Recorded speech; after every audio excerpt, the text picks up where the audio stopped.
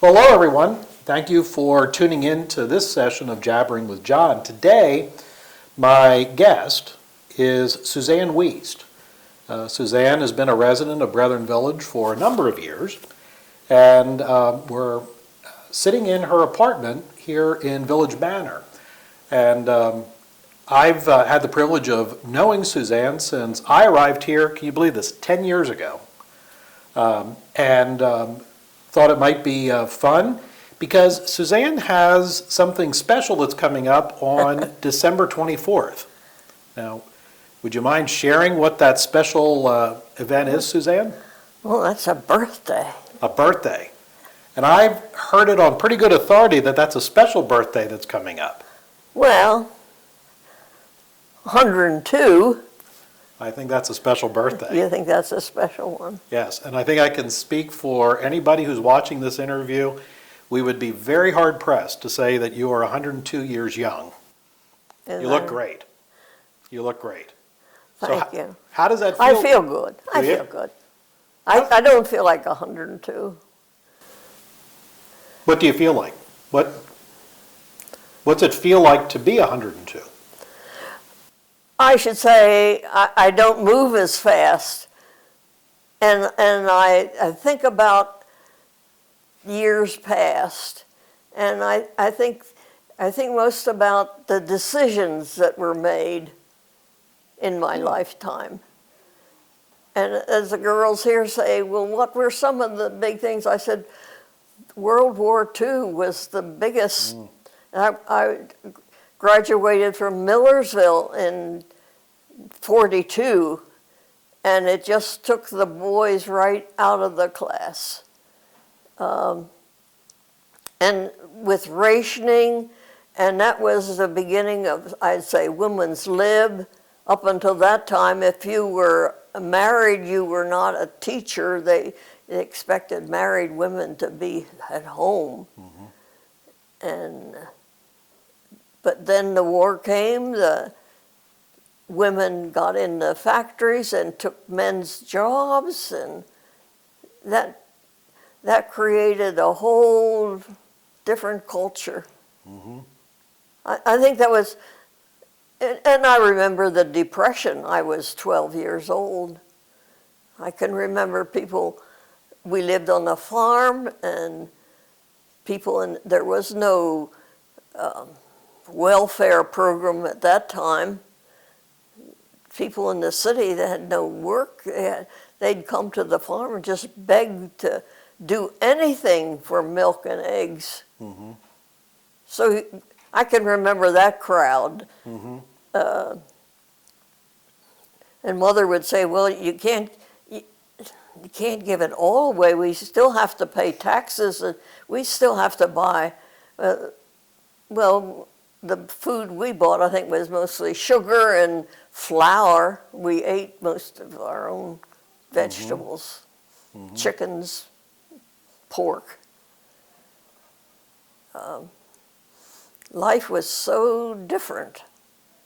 Do you think life back then was better than it is today?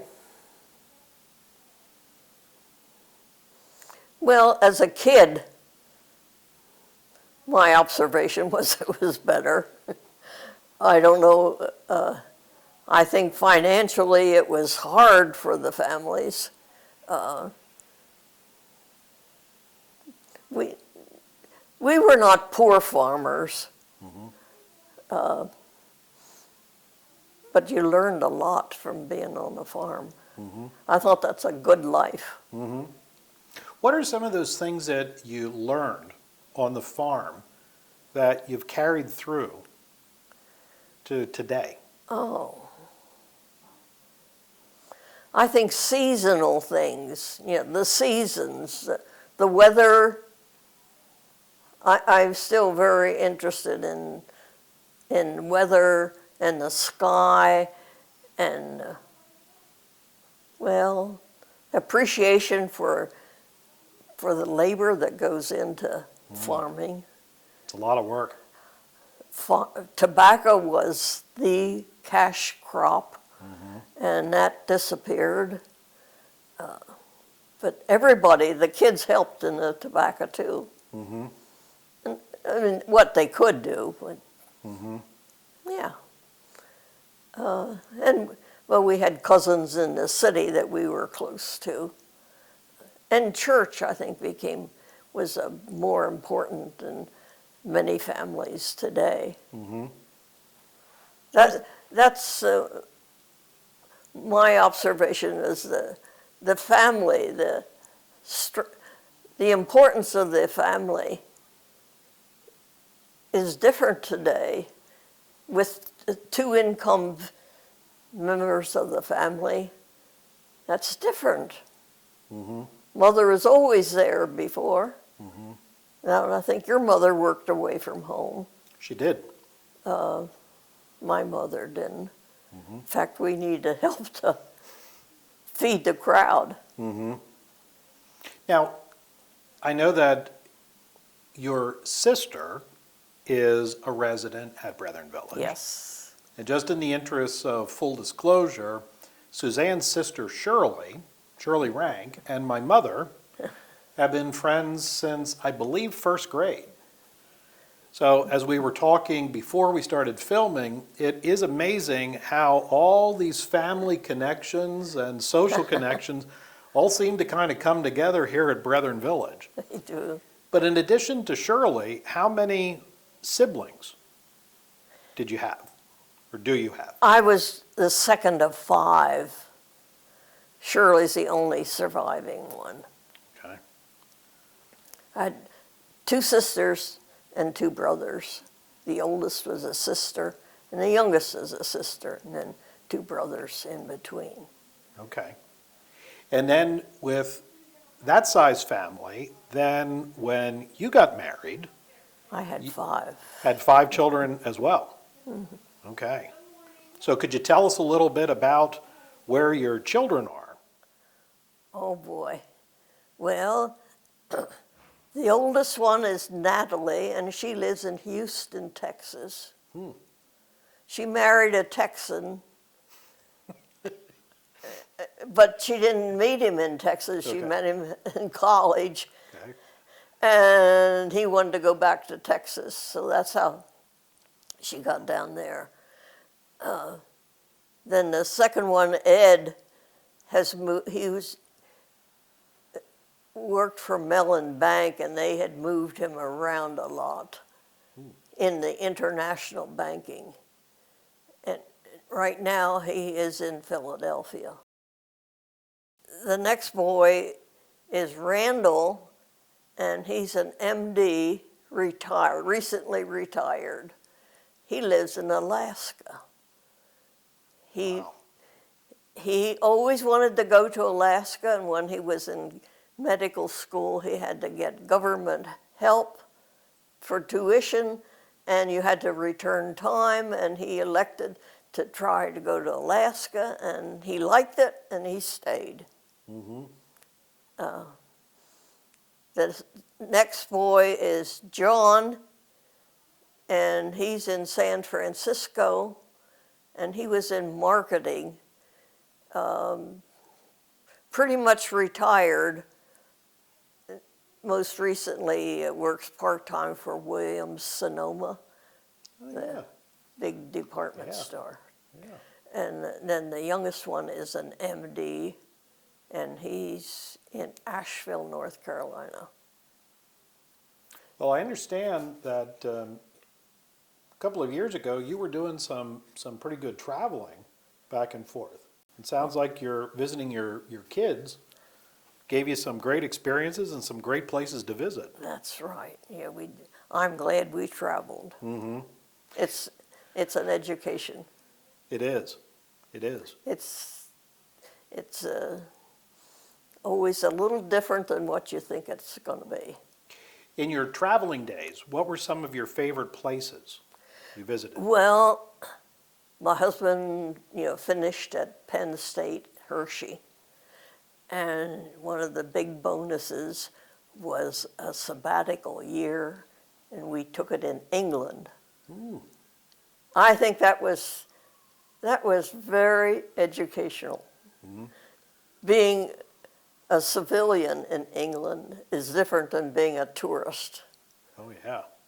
And we lived in Manchester, England, which is the central and the great textile. Then we traveled as much as we could. I think that when it came time to select where you wanted to go, he wanted to go where you were supposed to do it educationally, and they had the first department of family medicine in England, in Manchester, England. Oh. That's what took us there. Okay. Now maybe we can just tell our viewers, your husband was a physician. Physician. And he practiced? He practiced family medicine, first in his hometown of East Petersburg, and then we went to Hershey Medical because they were opening and had a department, the first department of family medicine, and he was interested in getting more students to go into family medicine.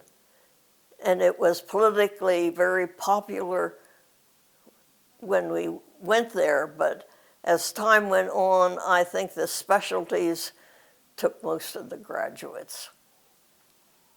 That's one of those changes that you've seen in 102 years, right?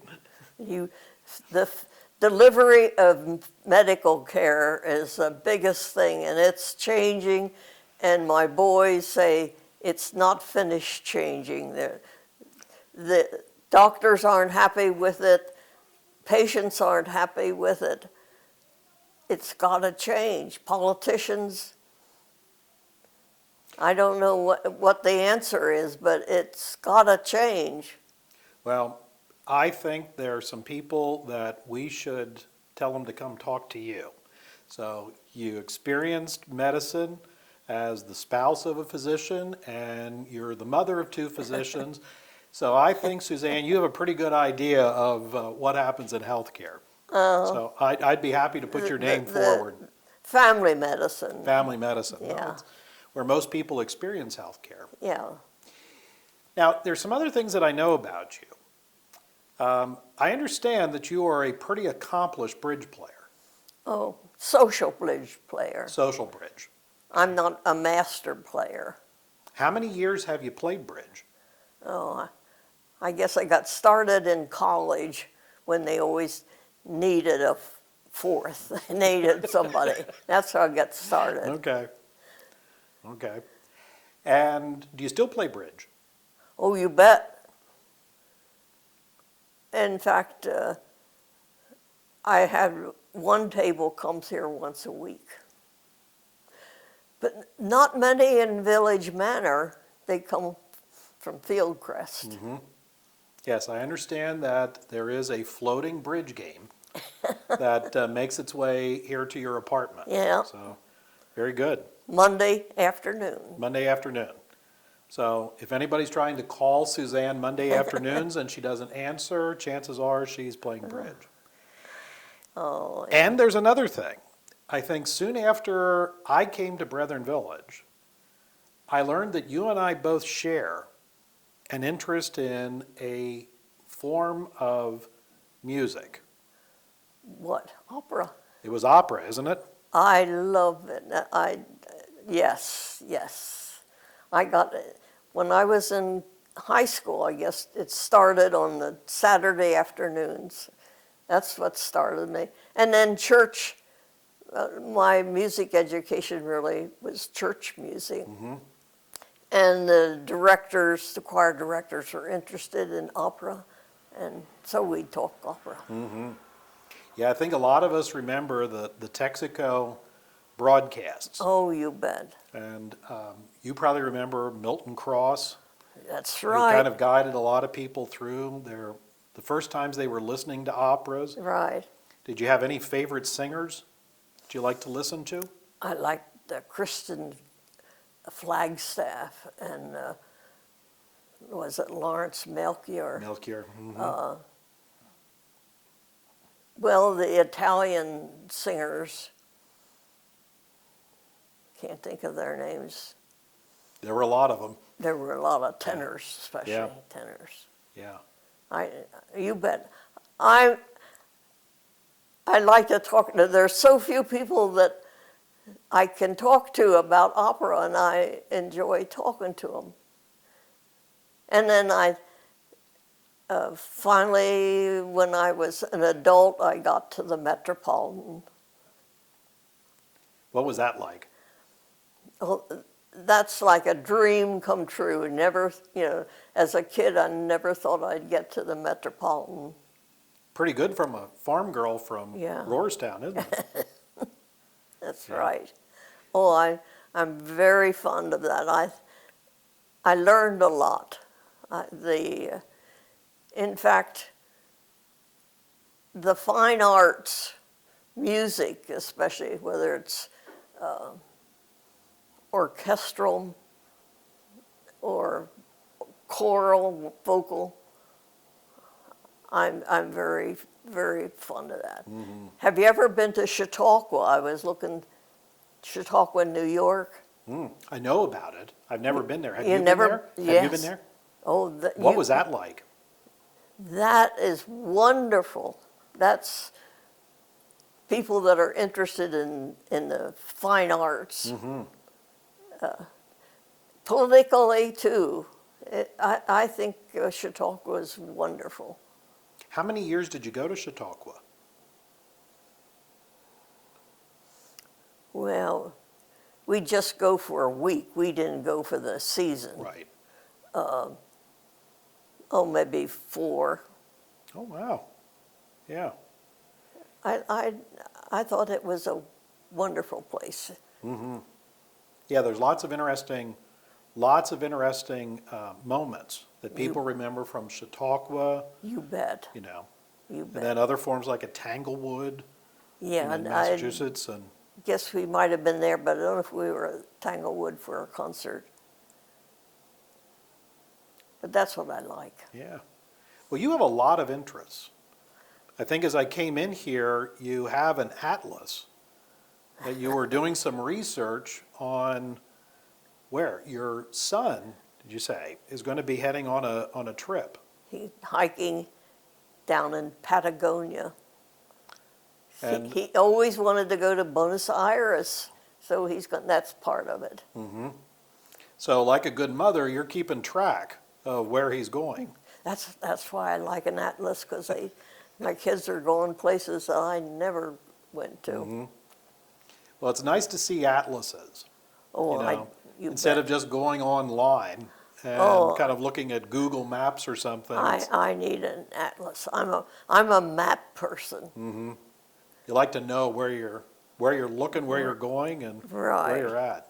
Right. Well, I think a lot of us can relate to that, Suzanne. That's always important. Know That's where a- you're from and where you're going. That's right. So as we bring this interview to a close, I think everybody would like to know, what advice Oh, my. could you give us? What's that one thing that you'd want to share with your children, your grandchildren, your great-grandchildren, friends? What's one of the important lessons that Susanne Wiest has learned? Well, I would say that the 10 Commandments, the Golden Rules, they are true. Listen to them. They're hard, and you don't think they're important, but they are. Mm-hmm. They're the backbone. I think for us Dutchmen, we can appreciate that. Because you We- probably remember that phrase that was always associated with the Pennsylvania Dutchman. You know, it's good because it lasts, and it lasts because it's good. Yeah. Oh, And I think, when you're talking about those rules of life, the 10 Commandments, the Golden Rule, they last because they're good. that's right. They're true. They're true.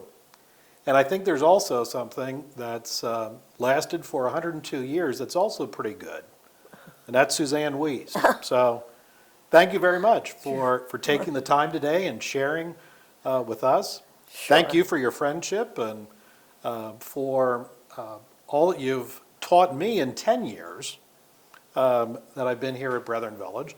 And I look forward to, why don't we say 102 more years that you and I can talk about bridge and opera, maps and all that.